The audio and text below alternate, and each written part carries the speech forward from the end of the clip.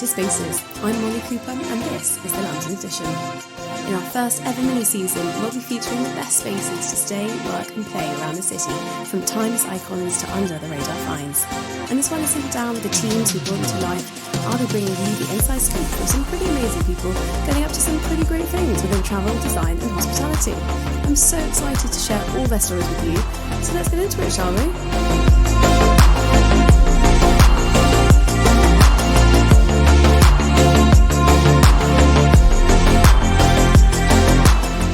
Snapshot episode, we're talking about members clubs and how they've adapted from the old world order to leading the charge of work from anywhere and creating modern communities around the globe. And I'm delighted to welcome Luca del Bono, founder of ONDA, a unique global community that gives you access to over 80 members clubs and co-working spaces worldwide. Luca, welcome to Curated Spaces. It's such a pleasure to have you here. Thank you. Lovely to be here, Molly. Thank you so much. I'm very happy to be exchanging our views about this wonderful world of private members clubs. I know, and it's one of those worlds I think so many people are curious about, but maybe have never quite seen behind the curtain. So I'm very excited to go there with you today.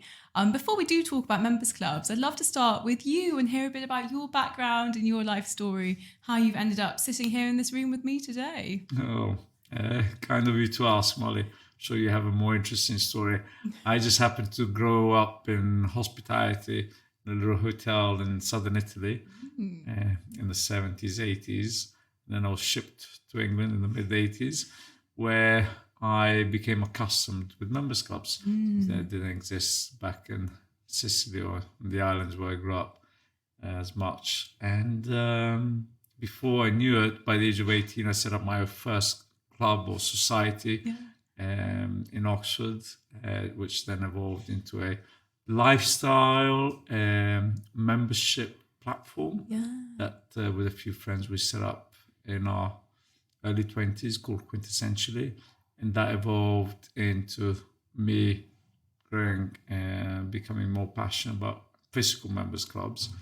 And then I started setting up some clubs for others and then for myself, but I was quite keen to create a network that would have a global reach, and that's where the ONDA idea spiraled. And here we are today with a system that actually we have about 80 locations,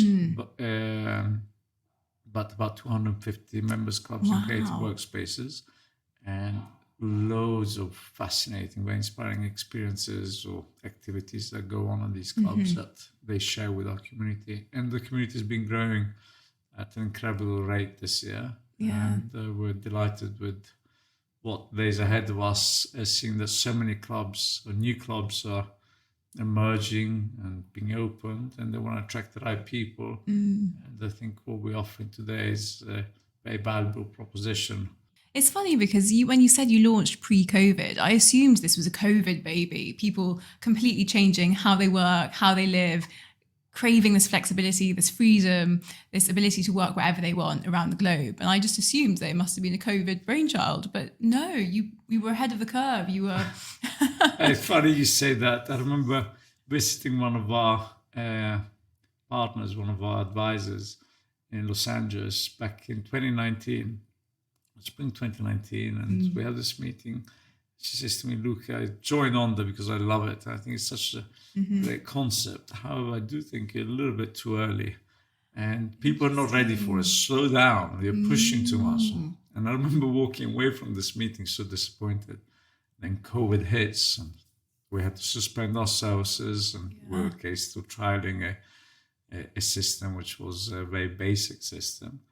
And who would have thought that post-COVID, the desire that people have to interact or connect with their peers or in places they feel comfortable is even greater than ever.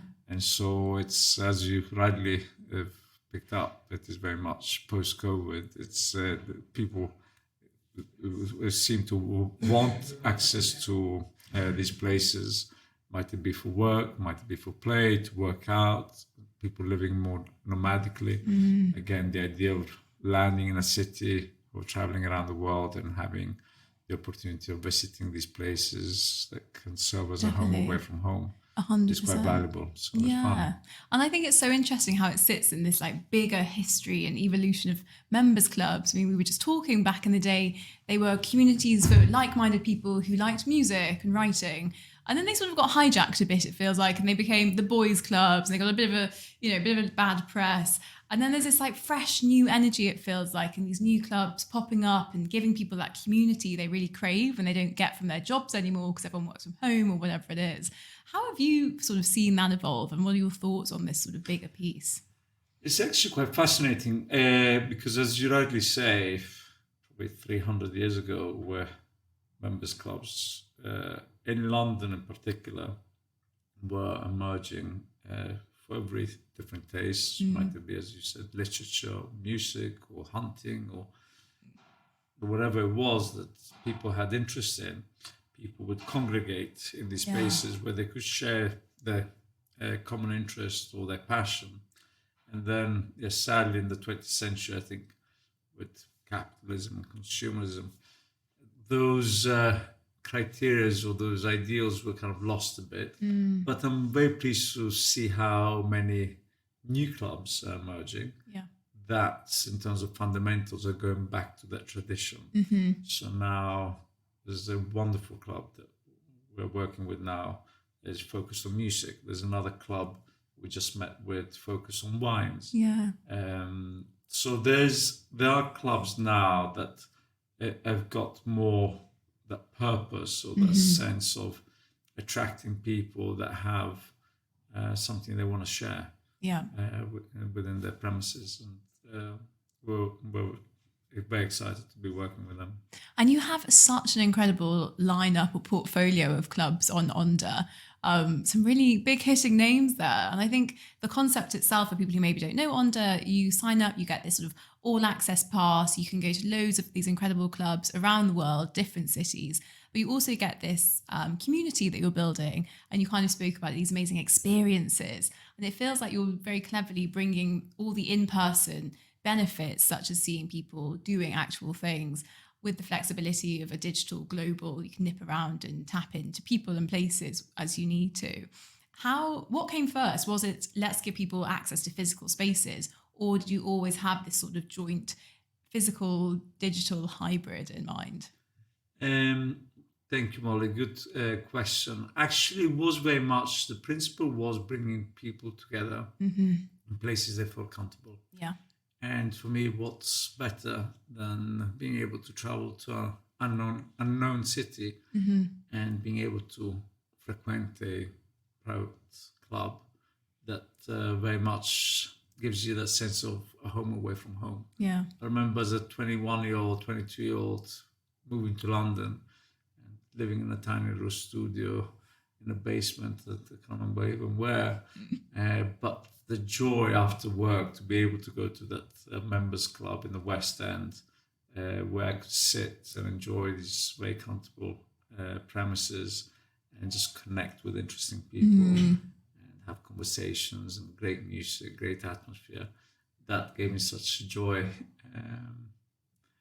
And so since then, we've really focused on attracting the right people for those places. There's not all members clubs are suitable to a type of member. And so we have more creative clubs, more luxurious clubs, clubs which are just useful for working, co-working spaces, health clubs. But what we've managed to, I think, do, like anyone else, is avoid that barrier of entry, allowing people in a more egalitarian way to discover these places, and should they wish, they can then join these clubs, but at least get a taste of them. Yeah, definitely. And that barrier of entry, I think that's such an important thing that so many people, they like I said, they're intrigued by members clubs. They want to know what happens behind that discreet little door, but they can't get their foot inside. They can't quite see it. Whereas what ONDA does is it gives you access to these amazing spaces, and you can go and see which resonates, which one you feel really at ease in, or where you really find your people. I think that's incredibly clever. And did you really expect it to be used the way it has? I guess this was pre-COVID. Now you must have people who actually use it as a sort of, they're traveling more, maybe they're digital nomads. So actually they use it more as a sort of find somewhere to work. They know they'll have Wi-Fi and the rest of it. Or has it remained quite a social thing, people looking for connection, or a combo? I would say both. The social and work element is equally needed and utilized. So at the moment, we probably have about 500-600 visits a month into clubs, plus several events, maybe a few dozen events each month. And the visits are equal between social and co-working. Yeah, it goes hand in hand. I mean, we're sitting here, this lovely premises, 1 Warwick Street, and this is very much my sort of place that I enjoy, because from morning till night, basically has facilities that meet my needs. Exactly. They have a health club or a gym.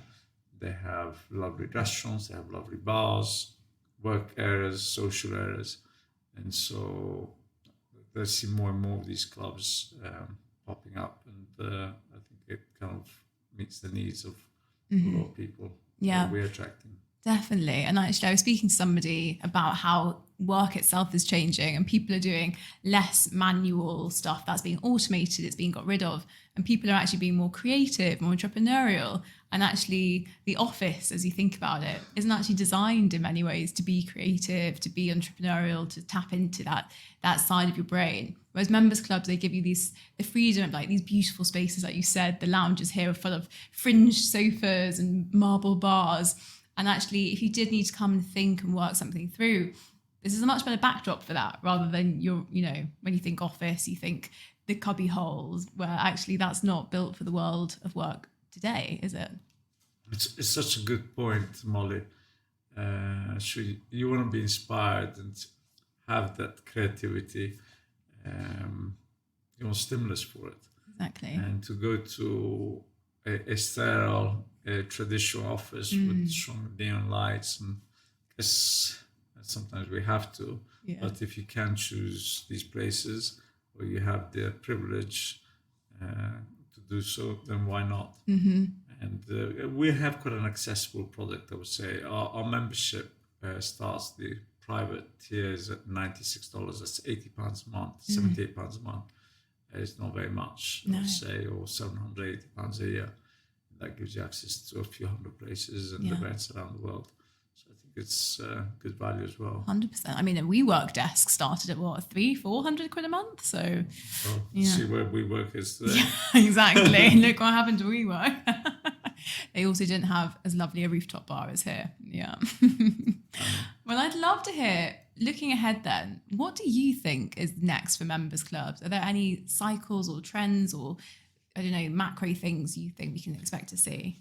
Very interesting to hear, because I can see how many clubs are emerging in the market, and obviously to stay in business, they need to attract a critical mass of members.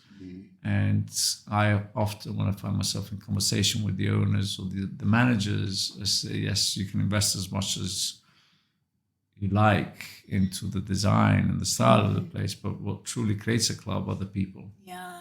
And so, but I have to say, the club owners are very conscious about the type of people they like to attract. And often I hear the question, can you help us attract the right people? They love the fact that we interview, or we vet people, or we meet our potential members.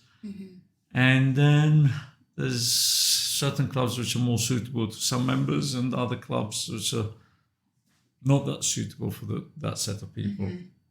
So I would say, if you were to have the opportunity of visiting places all over the world that have a certain style or offer you certain comfort, on the principle of offering you a home away from home, where you can engage with the local community, that's very valuable for me. I might rent an Airbnb apartment when I go to Mexico City. But then it's a big city. Okay, I can go and enjoy some bars and some restaurants, etc. Well, we don't want to find ourselves in the back streets of Mexico City, ending up in the wrong bar. But the idea of going to a members club, to know that the community of members, of individuals have been selected and approved by their very own committee or membership process. You know that you're going to meet people, or, as you said earlier, that might be like-minded. Or as I often hear saying, the desire to connect with your tribe is fulfilled more. It's funny, isn't it? Because humans are such tribal creatures, and no matter where you are in the world, you always try and find your people, don't you? Very much so. Yeah. Well, it's been such a pleasure chatting. I do always wrap these up with a quick fire round. So yours are all members club themed. Should we give it a whirl? What is your favourite members club of all time? Today, House of Cocoa. Yes. I love House of Cocoa. That's a great shout. And what are the 3 things that really make a members club for you? Offering that homely feel.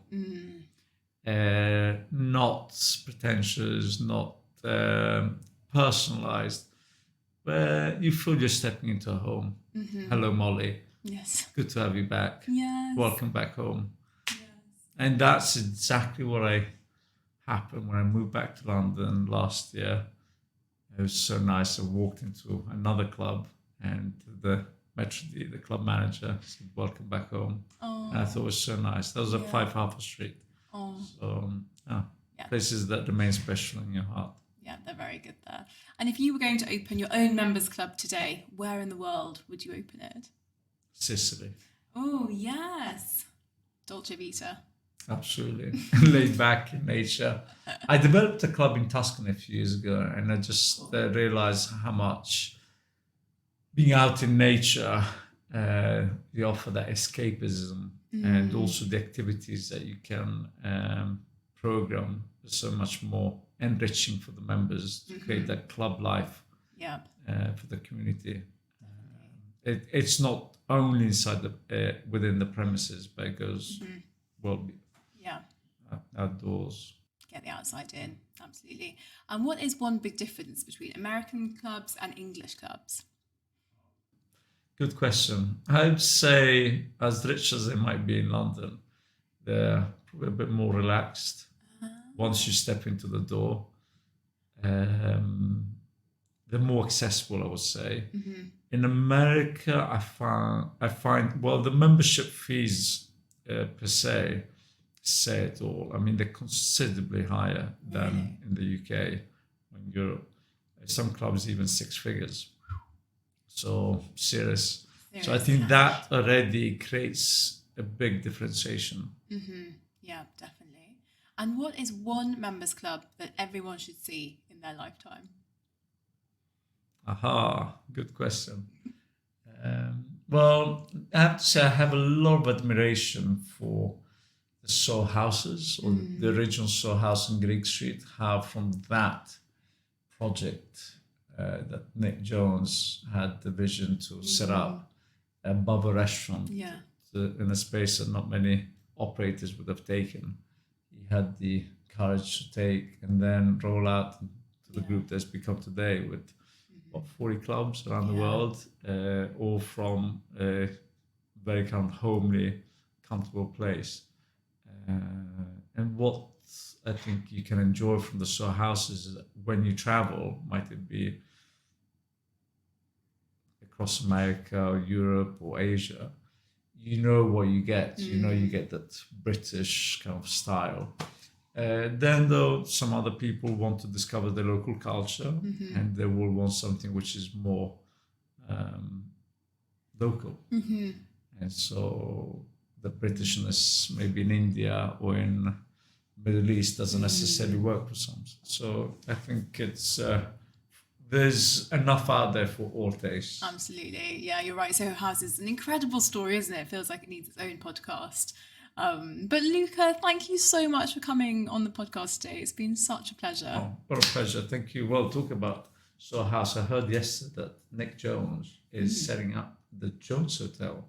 Oh. In the very hotel where I used to work as a porter No. as a 22-year-old. Stop. On the Strand. I used to go and work there in my tails. Oh my gosh. Early 90s. Fun. And now that's been turned into a lovely hotel. They really go full circle, don't they? Well done, Nick, and what's happening in the industry. I think it's fascinating. Yeah, it's amazing. A best of British story. We love it. So thank you so much, Molly. No, thank you.